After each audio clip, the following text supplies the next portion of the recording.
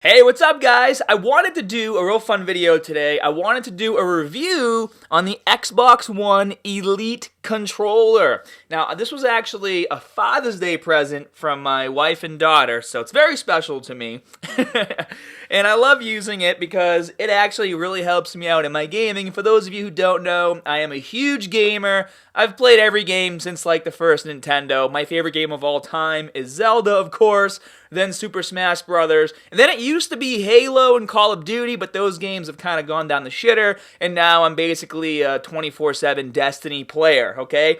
Until probably the next South Park game comes out, and I will be doing some live streaming on this channel. I'm just getting all that set up right now, but I really want to talk about this controller because obviously Father's Day was a long time ago. I've had plenty of time to use it and test it, and I'm going to share exactly with you guys my thoughts on it and then the best ways to use the controller. So obviously, being a Destiny player, I'm only really using, well, I'm using all the buttons obviously, but underneath, you can get toggle pads, okay? And you'll notice I only have one side of toggle pads inserted. And that's because at the end of the day, I've only really found the need to use the X button and the Y button for these toggles. Now, X obviously being how you open crates and how you reload your gun, and Y being how you change weapons. And so, the controller has also a few other features as well. So first of all, you can set two profiles on it, so maybe if you play like a racing game or another game where you would need all four toggles,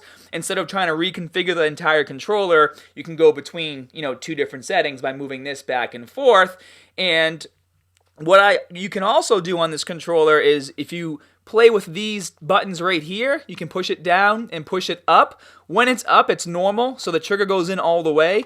When it's down, the trigger only has to go in halfway. You guys can see the difference right here. Trigger only has to go in halfway in order to make it work. And so, as a Destiny player, obviously, the right trigger, this is the right trigger, this is my shooting trigger. So, in order to shoot faster, I have it set to halfway. And then, it probably would make sense to make the left trigger, halfway as well for zooming, but for whatever it may be, it's more natural. It feels more natural for me to push it in all the way real quick and then just quickly fire like that. So that's how I've kept the controller, and I like it that way. And now, obviously, when you're playing Destiny 2, guys, the times where you're the most vulnerable, okay, is when you're opening ammo crates, especially heavy ammo in the Crucible, and when you're reviving your partners. You want to be able to revive and not have to move your hands so much so that you can still basically aim and shoot.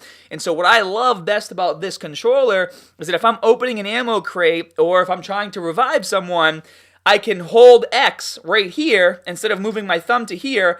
Instead of putting my thumb on X on the top, I can keep my thumb on the joystick, I can hold X right here, and I can still aim and shoot without any problems whatsoever. It saved my ass more than on one occasion. And what I also like too is you switch guns and you switch weapons so much faster. Once you get used to using these two fingers and you start switching weapons like this as you're running around and you're jumping, I can basically jump and spin in the air. I don't have to take my thumb off the joystick to push Y. I can jump and spin, switch weapons. If I have my pulse rifle on, I want to switch to a shotgun in midair to blast somebody in the face. It makes it so much easier to do that. So overall, the way the buttons can be configured and set up, it's awesome for playing first-person shooters. That's all I've used it for, guys, is first-person shooters. Like I said, I'm waiting for the South Park game to come out. But so far, so good. And there are some other features to this controller that I want to share with you now as well. So like I said in the beginning, obviously, there's all the paddle buttons on the bottom, and then they come out really easy. They literally just kind of clip in, okay? Now, I have had people complain that these break. I am a hardcore gamer, but I'm not the kind of person that likes to break my own stuff, so I don't slam my controller down. I don't, get pissed and squish the sides or anything. You can press these hard. If you press them pretty hard, they're not going to break, but I also know it only takes a little bit of pressure to make it work. So mentally, I'm not, getting shot and slamming these things so that they do break off. So as long as you play like a normal person, these things aren't going to break. But I actually did just think of something that I want to make sure you guys don't do, because I did this and it really, really pissed me off. I actually deleted a weapon that I did not want to delete. If you put the controller down, on your thigh, and you're in your weapons menu and you have like something highlighted, well, if you put it on your thigh, your thigh is going to fit in this area. It's going to basically push on X and then delete, obviously, whatever you have your cursor on. So make sure you don't do that. If you're going to put your controller down, make sure you put it on a flat area, or make sure you're not in your weapons menu so you don't delete shit that you want to keep. That happened to me. Wasn't too happy about it. Now, controller also comes with a carrying case, which I think is pretty sick. So let's open this up real quick. And as you guys will see, once you look inside, you do have a cord. So if you want to plug it directly into your Xbox, you can do that. And then it has a little pouch in the top, so I usually keep that in the pouch. And then obviously it has its own back plate as well, but I don't have I have a charger on there. So and I'll show you guys my charger too.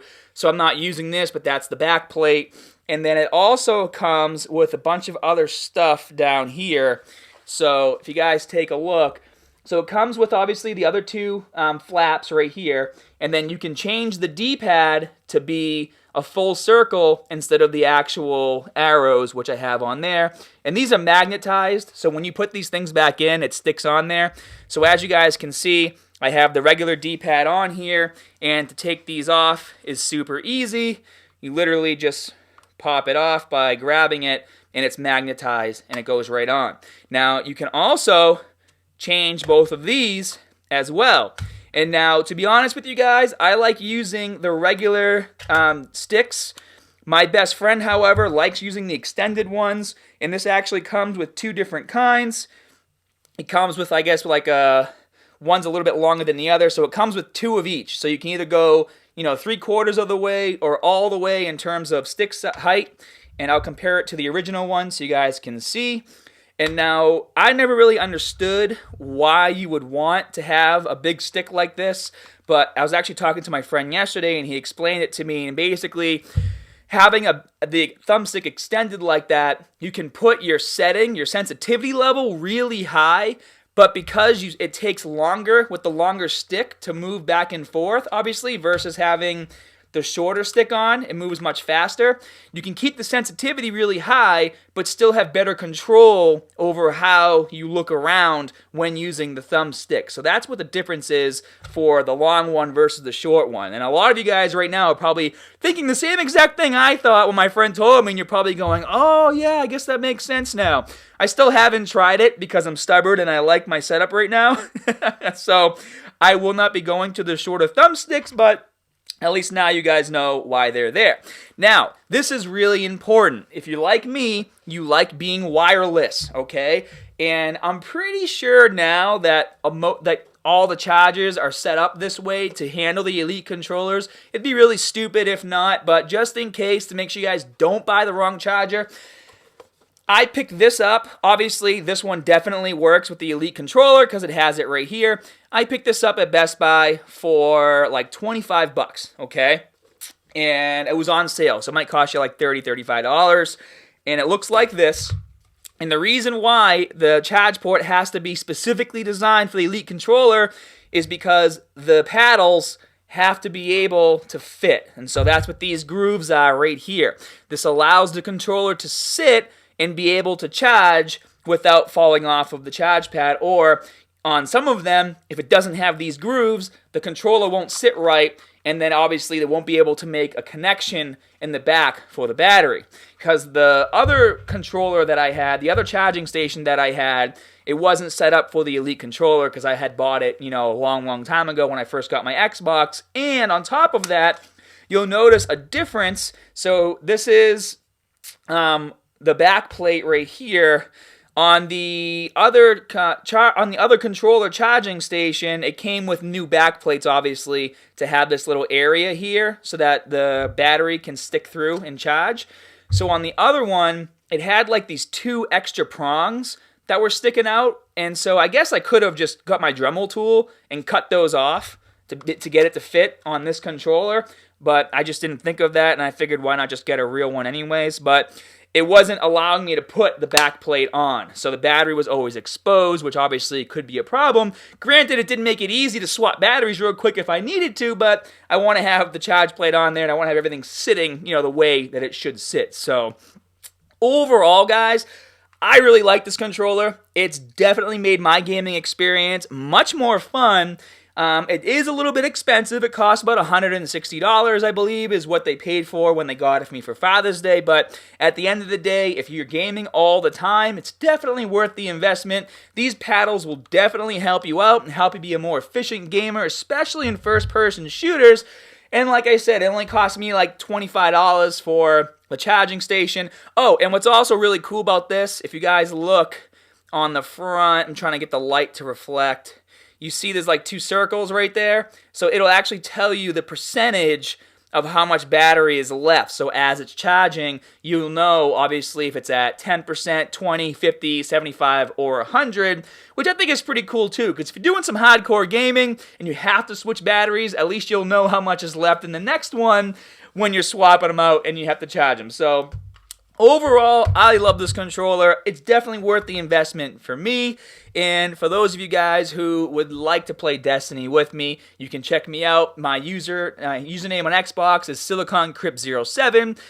Don't ask me why I created that name. I just thought it was funny when I was like in high school, and I just kept Silicon Crypt as my official name, forever, which is actually kind of irritating because obviously I didn't want the 07 on there, but someone else has the username Silicon Crypt, and I'm wondering, how did they friggin' come up with this name? Like, it's a pretty unique name.